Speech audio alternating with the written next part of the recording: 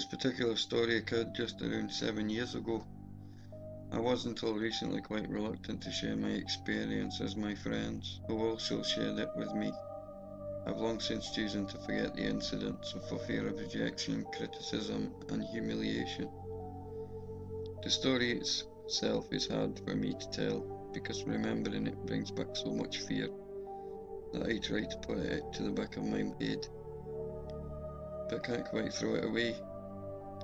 Firstly, I've chosen not to name the exact area where these stories actually occurred, as I do not wish to advertise such a horrible and potentially dangerous place to anyone, but instead will just tell you that it takes place in the northeast of Scotland, just outside Aberdeen.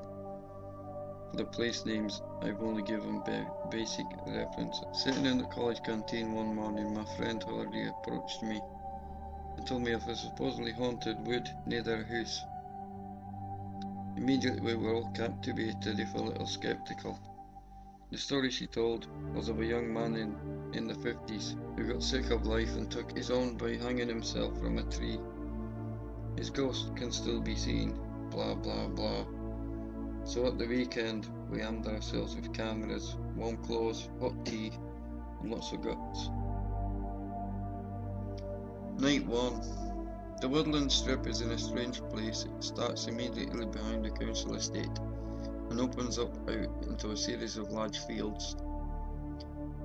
It has a thin muddy path running through it and a series of 7 various gates and fences throughout, giving it its infamous name and legend, the 7 Gates.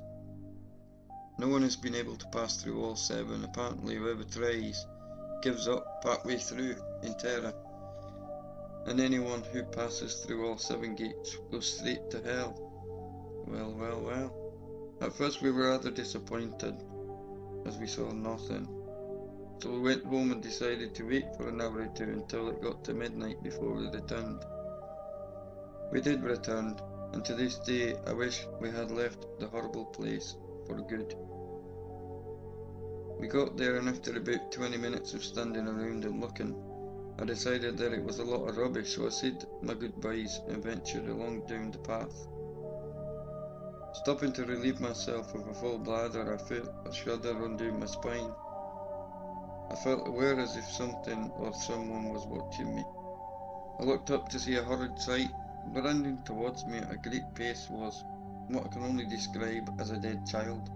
It was around 3 foot tall, skeletal and had a shallow face. It suddenly jinked right and disappeared into the darkness. Suddenly I heard screams in the distance. It was my friends screaming. I ran like a bat out of hell towards the screams and found them all hugging each other, crying their eyes out. They have never told me what happened to this day, but one reluctantly let it slip. Suddenly they were surrounded by dead children. We were all just standing there staring at them. If I'd have known that, I would have never gone back. We went home shaken and frightened. I thought that was the end, but something made us return, some kind of force. Like we were being drawn back. We felt we needed to go, so we did. The second night, again, for the first few hours nothing happened. Then suddenly out of nowhere, a massive intense feeling of evil hit us. It was like a wet blanket being dragged over us. We felt out of breath, scared, and felt the most unpleasant feelings of hate inside. We started yelling at each other and lashing out, saying the most disgusting things to each other. Noticed my friend in the far distance walking off to be alone. He was visibly upset, and so we sat angry and scared at a small opening in the woods. Every so often I would look at my friend, who had gone to be alone. He was around 50 feet away, illuminated by the distant glow of a farmhouse. Soon I realised there was only 3 of us left. The rest had gone home. There was me, my friend, and the other friend 50 feet away. I looked up at my friend in the distance and shouted at him, "Let's go on board," wet and pissed off. He shouted back, "Okay, hold on." He started to move, and when he got about 40 feet away from us, suddenly a tall figure that looked to be maybe 8 feet tall appeared from a tree behind him. and was advancing on him fast. It was a man. It didn't glow afloat or appear. It was an unnaturally tall man. I looked at my friend by my side and said, "What am I looking at?" He replied, "The tall fucker behind him." "Yes," I said. "I don't like the look of him." "Nor do I."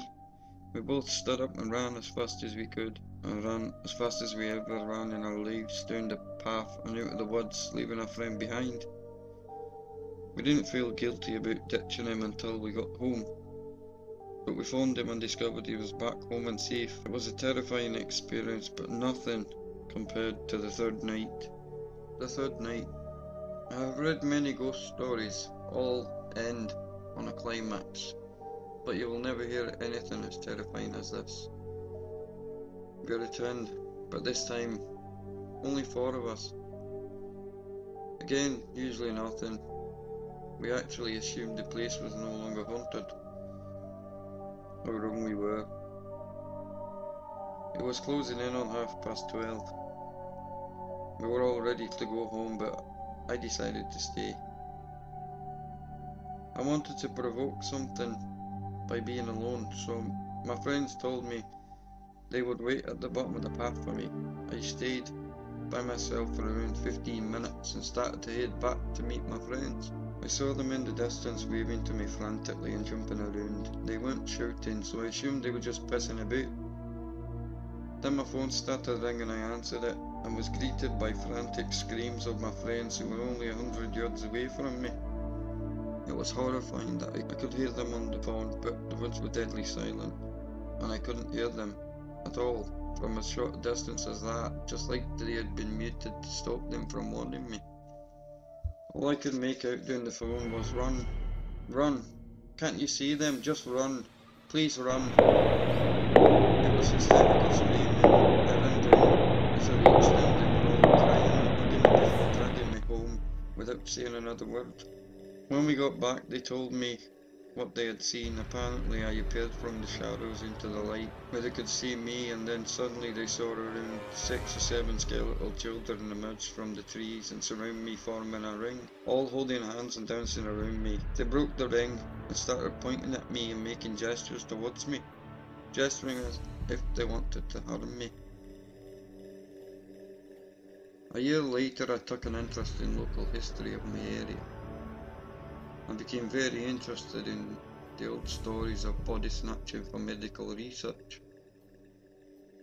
I was in a bookstore in the city reading a book on the most famous of cases. This is what I read. A certain medical student was found guilty in the 19th century of exhuming literally hundreds of bodies for medical research. He was discovered when rumours of a mass grave came to light on Giller Hill Farm, in a woodland area east of the city.